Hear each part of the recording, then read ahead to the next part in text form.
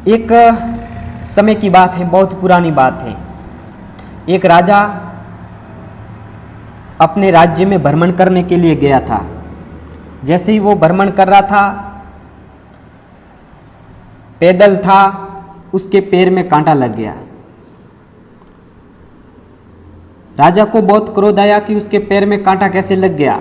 उसने विद्वानों की सभा बुलाई और उसने कहा कि एक ऐसा आयोजन करो, एक ऐसा निर्णय लो कि कभी भी मैं जाऊं अपने राज्य में, मेरे पैर में एक भी कांटा नहीं लगना चाहिए।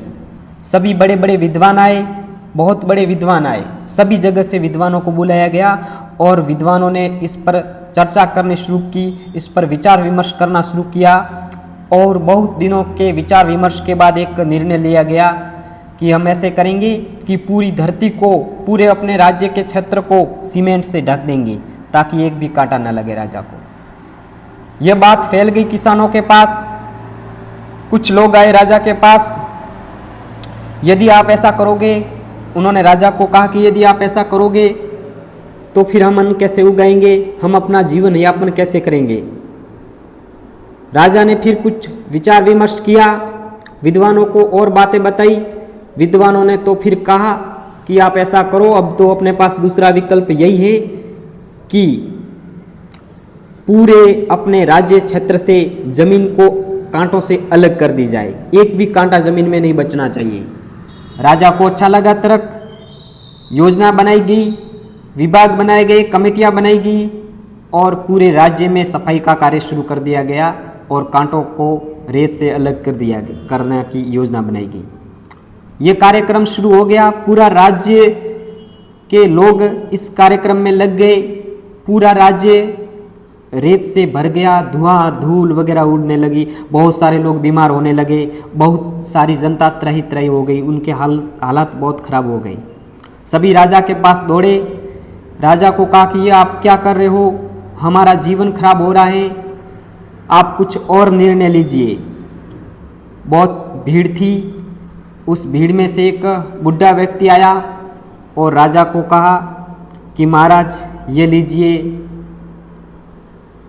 एक जोड़ी जूते, अपने पाँवों में पहन लीजिए, आपको कांटे नहीं लगेंगे। राजा को हैरानी हुई, सभी विद्वान देख रहे हैं, सबको हैरानी हुई कि ऐसा इतना सरल उपाय कैसे हो सकता था, इतना सरल उपाय कैसे हो सकता था। सभी विद्वान सोचने लगे, बड़े बड़े विद्वान थे, उन्होंने भी सोचा कि इतना सरल उपाय कैसे हो सकता है कि एक जोड़ी जूता पहनने से कांटे नहीं लगेंगे। बात तो बिल्कुल सही थी, लेकिन उन विद्वानों को उस बुढ़े से नाराजगी हो गई। उन्होंने सोचा कि ये बुढ़ा व्यक्ति हमारी विद्वता को चुनौती दे रहा है।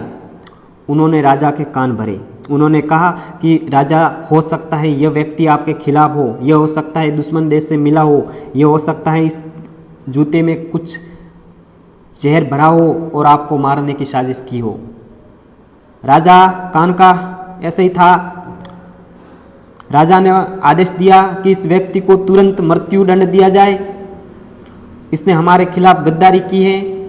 उस दिन उस व्यक्ति को फांसी पर चढ़ा दिया गया और जितने विद्वान थे उन्होंने उस जाति के लोगों को जो जूते बना रही थी उसको सबसे नीचे वाले दर्जे में रख दिया, क्योंकि उस वर्ण व्यवस्था में वो व्यक्ति जब जूते बना रहे थे वो अपनी कैटेगरी के अनुसार अच्छे वर्ण में आ रहे थे, लेकिन उन्होंने कहा कि उसने हमारी विद्वता को चुनौती दी है, इसलिए उस विद्वता के कारण उस बुढ़ी की पूरी जाति व्यवस्था को निचले स्तर पर रख दिया।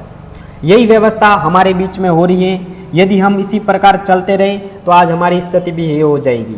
बहुत सारी जातियां जो अच्छा कार्य कर रही थी, लेकिन उनको दबाने के लिए पर्टिकुलर विशेष जाति के लोगों ने उनके खिलाफ बहुत गलत किया। ये कहानी हो सकता है आप लोगों को एक काल्पनिक लगे, लेकिन हो सकता है ये कहानी भी रियल हो। आपको ये कहानी कैसी लगती है उससे कोई फर्क नहीं पड़ता, लेकिन वास्तविक स्थिति यह है। यदि आप विद्वानों के सामने उनको चुनौती देते हो, उनको सरल उपाय देते हो, तो आपको या तो मृत्यु दंड दिया जाएगा या फिर आपके समाज को, आपके वर्ण को पूर्ण रूप से खत्म कर दिया जाएगा। यह हमारे देश में बहुत सदियों से चला आ रहा एक कह सकते हैं कि षड्यंत्र है। मैं ज़्यादा बात नहीं करूँगा, लेकिन आप लोग समझ गए हैं कि मैं क्या कहना चाह रहा हूँ। बहुत सारी बातें मैं इस चैनल पर आपके बीच में लाऊंगा ऐसी ऐसी, उसके लिए आप चैनल से जुड़े रहिए। Thank you so much.